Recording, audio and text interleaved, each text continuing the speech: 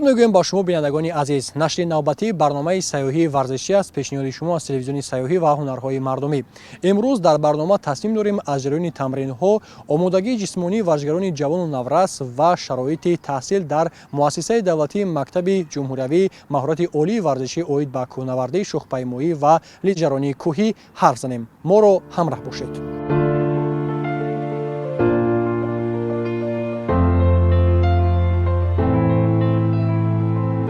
در شرایط افزایش طلبات به سیاحی ورزشی در بازار جهانی، آماده‌سازی متخصصان کسبی از نمادهای کوهنوردی، شخم‌پیمایی و لیژرانی کوهی برای رشد اقتصاد تاجیکستان همچون کشوری دارای ذخیره‌های طبیعی فراوان مهم ارزیابی می‌شود. ولی نرسیدن متخصصان صاحب اختصاص در این سمت‌ها امکانات‌های سیاحی را محدود می‌سازد و خطرهای امنیتی را برای نفرانی که با مقصد کوهنوردی و شخم‌پیمایی و لیژرانی کوهی به کشور می‌آیند افزایش می‌دهد. در این راستا مؤسسه دولتی مکتب جمهوری مهارت عالی ورزشی اوید به کوهنوردی، شخم‌پیمایی و لیژرانی کوهی همچون مرکز کلیدی آماده‌سازی ورزشکاران کسبی و راهبردان ساحه فعالیت می‌کند که این به رشد ورزش و سیاحی مساعدت می‌نماید. هرچند مکتب تنها از آخر ماه سپتامبر سال 2021 با نام امروزش در نزد کمیته کار با جوانان و ورزش نزد حکومت جمهوری تاجیکستان تأسیس یافته است، 10 سالها باز همچون مکتب لیژرانی کوهی در منطقه سفیدره فعالیت داشت که این تجربه دراز مدت را در آماده‌سازی کادرها تامین می‌کند. مشغولیت‌های اساسی دستپروران مکتب جمهوری مذکور با مشق و تمرین‌ها در تالار مخصوص با نام بولدرینگ می‌گذارد که این امکان می‌دهد دقت به جنبه‌های عملی آموزش روانه کرده شود.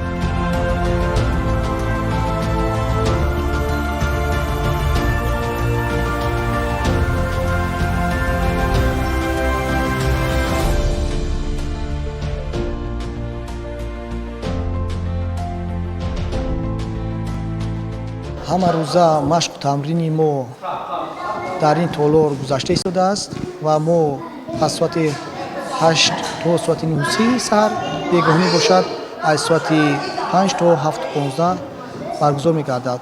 касе хоҳишманд ҳаст метавонад дар ин ҷо биёяд. аз 10 сола боло кӯдакҳо камтар мушкил аст ки онҳо кор карданд дар ин баландӣ. аз 10 сола боло мебиёянд дар ин ҷо ройгон машқу тамрин мекунанд.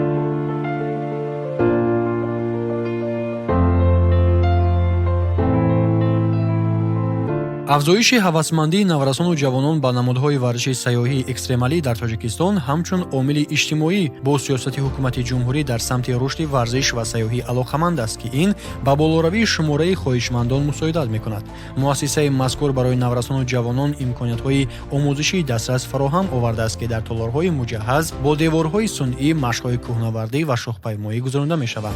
این تالارها برای آموزش تکنیکی و تربیت جسمانی خیلی مهمند، زیرا نورسان و جوانان را با انتظام و همکاری گروهی آماده می‌سازند. در نتیجه مؤسسه ورزشکاران کسبی را تربیت نموده به رشد سیاحی ورزشی مساعدت می‌کند و نورسان و جوانان را همچون راهبردان آینده و ورزشکاران کسبی ساحه آماده می‌سازد. حالا در مؤسسه که در شهر دوشنبه در داخل بینای مؤسسه دولتی مرکز جمهوری مهارت عالی ورزشی اوید به نمادهای ورزشی آبی قرار دارد، 35 نفر در گروه شخم‌پیمایی، 7 نفر در گروه کوهنوردی و 8 نفر در گروه سیاحی کوهی از 10 سال بالا مشغول تمرین می‌کنند.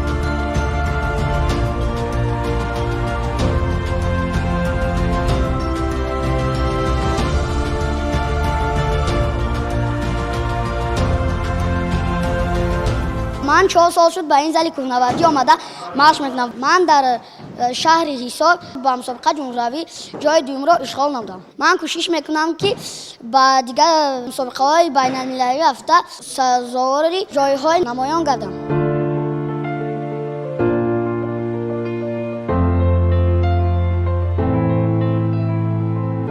دستپروران مؤسسه همساله در مسابقه‌های شهری، جمهوری و بین‌المللی شرکت نموده نتیجه‌های نظررس به دست می‌آورند که این گواهی ثمراناکی نظام آموزش و تمرین‌ها را نشان می‌دهد. از سال 2022 پس از وارد شدن نمادهای کوهنوردی و شخم‌پیمایی به برنامه‌های مؤسسه، ورزشکاران در زیاده از 10 مسابقه اشتراک کردند. تنها در 9 ماه 2025 دستپروران مؤسسه با اشتراک در چمپیونات جمهوری تاجیکستان 24 مدال از نمادهای جفتی، انفرادی، وزنین و بولدرینگ به دست آوردند. ин дастовардҳо бо ҳамоҳангии сиёсати варзишӣ ва федератсияҳои соҳа алоқаманданд. Айни замон мураббиёни муассиса шогирдонро барои чемпионати ҷаҳон оид ба варзиши сайёҳӣ ки дар ноҳияи Ҷабор Расулови вилояти Суғд баргузор мегардад омода мекунанд. бояд гуфт ки иштироки дастпарварони мусобиқа дар ин чемпионат ба рушди сайёҳии варзишӣ дар минтақаҳо мусоидат намуда, инчунин Тоҷикистонро ҳамчун маркази варзиши кӯҳӣ дар Осиёи марказӣ муаррифӣ менамояд.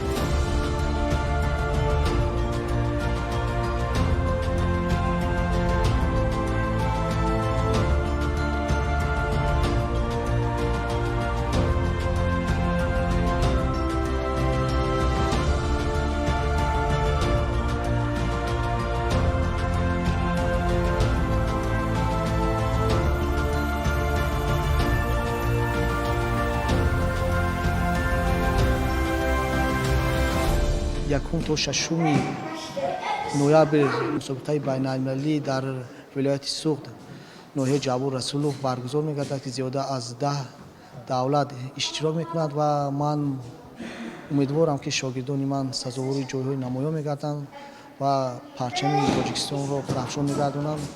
мо хурсанд ҳастем ки дар ҷумҳурии Тоҷикистон мусобиқаи кӯҳнавардӣ, сайёҳӣ, мусобиқаҳои байналмилалӣ мегузарад ва мо кӯшиш карда истодаем ки номбардори ватану миллат гардем. мо дар пеш 4 мусобиқаи ҷумҳурии оид ба шухпаймоӣ дорем ва як кӯҳнавардӣ дорем. 15 ноябр мусобиқаи ҷумҳурии аз намуди шухпаймоӣ дорем ки байни наврасон аст аз синни солҳои 2012-2007, яъне ки омода дар ин ҷо мусобиқаи ҷумҳуриро мегузаронем. боз мусобиқаи ҷумҳурии баъди наврасон байни калонсолон ҳаст ки аз 2004 то 2001 дар ин ҷо мегузарад.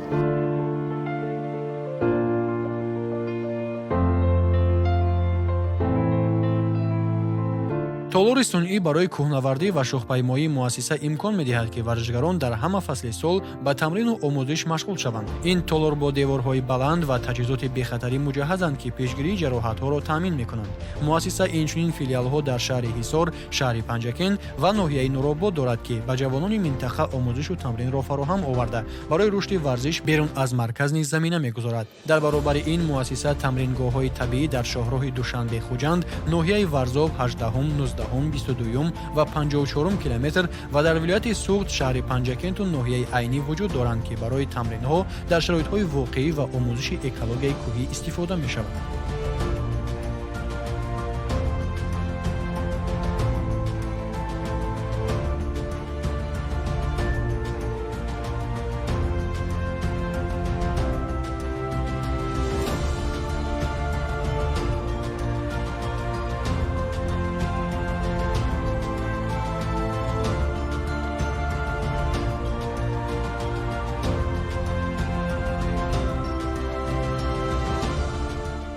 مدتی 5 سال میشود که در این ورزشگاه ناحیه جبار رسول مسابقه بین‌المللی هست. می‌خواهیم که در آنجا جای نمایان اشغال نماییم. ماه آگوست در شهر پنجاکن مسابقه جمهوری گشت. من در آنجا سوارزار جای یکم گشتم. چمپیونات جمهوری تاجیکستان در شهر دوشنبه برگزار گشته بود. جای دوم اشغال نمودم.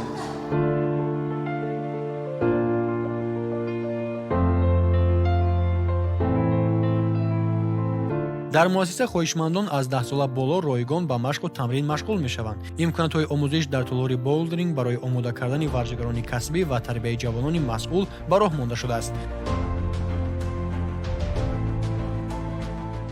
муассисаи давлатии мактаби ҷумҳурии маҳорати олии варзишӣ оид ба кӯҳнавардӣ, шухпаймоӣ ва лижаронии кӯҳӣ девулҳои нав замонавӣ бо стандартҳои байналмилалӣ ҷавобгӯ сохта ба истифода доданд ва дар ин ҷо мо машқу тамрин мекунем ва курсҳои махсус оид ба кӯҳнавардӣ, сайёҳӣ ва шухпаймоӣ мегузаронем ки дар кӯҳ бисёр хатарҳо вуҷуд дорад.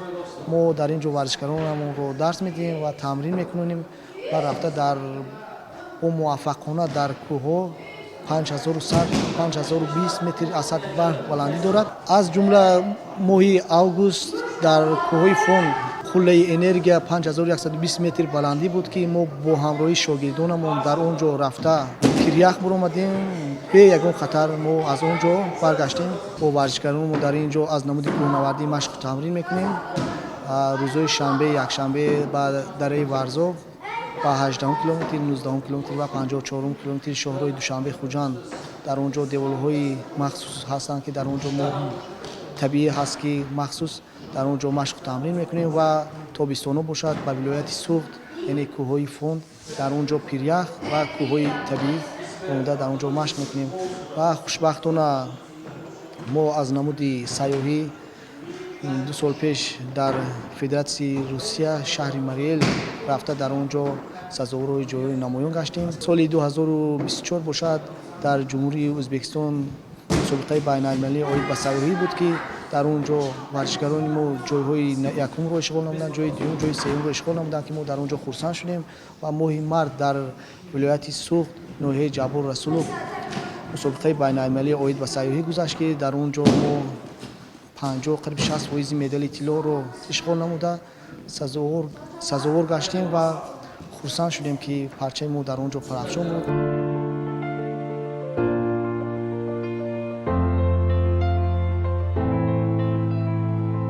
ورزشکاران در برابر مشق‌های تالاری و طبیعی در مشقگاه‌ها سالانه 1-2 مرتبه به فتح قله‌ها نیز می‌روند که این برای آموزش شرایط واقعی و سنجش مهارت مهم است. از سال 2022 مربیان با ورزشکاران به قله‌های مگافون، سفیددره، بیلاین جوانان رفتند و به فتح قله‌های چون انرژیا بلندیش از سطح بحر 5020 متر در ولایت سوخت دستیاب گردیدند. این سفرها برای بالوروی آمادگی تکنیکی و آموزش و رعایت قاعده‌های بی‌خطری در شرایط کوهسار مساعدت می‌کنند.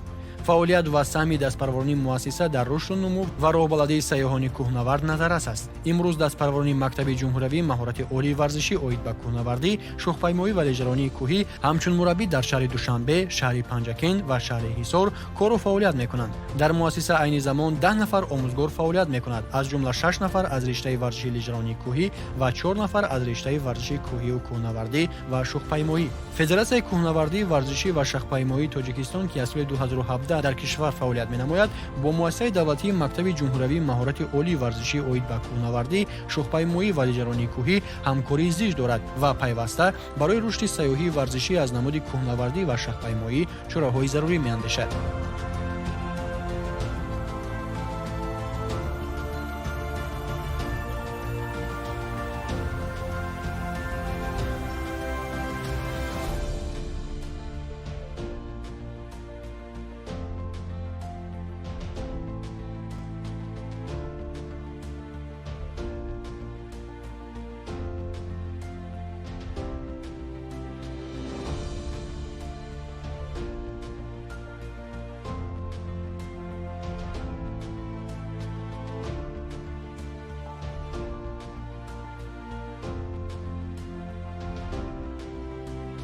در تاجیکستان 93% کوهسار است.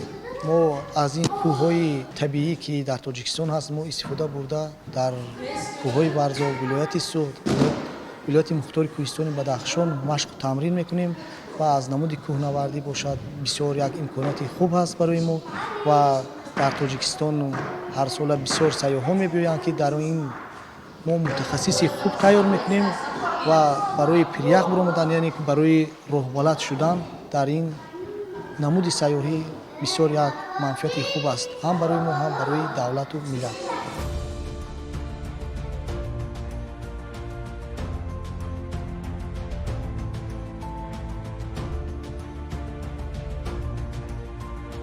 همینطور موجودیت چنین مؤسسه‌ها در روند توجه حکومت جمهوری تاجیکستان به ساحه ورزش و سیاحی مهم است، زیرا آنها متخصصان جوان را برای مسابقه‌های جمهوری و بین‌المللی آماده می‌کنند و همزمان راهبردان کوهنورد، شخم‌پیما و لیژران را تربیت می‌نمایند و ورزشکاران نیز کوشش دارند با استفاده از امکانات‌های فراهم مهارت و ملکه خود را از روی این نمودهای سیاحی ورزشی تکمیل داده فردا همچون متخصصان ساحه در رشد ورزش و سیاحی کشور سهمگذار باشند.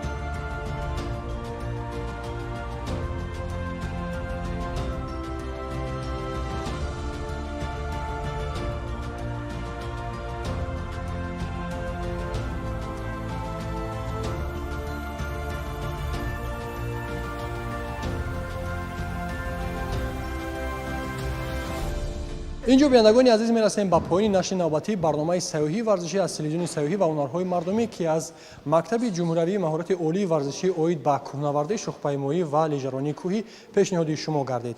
تا دیدار خیر.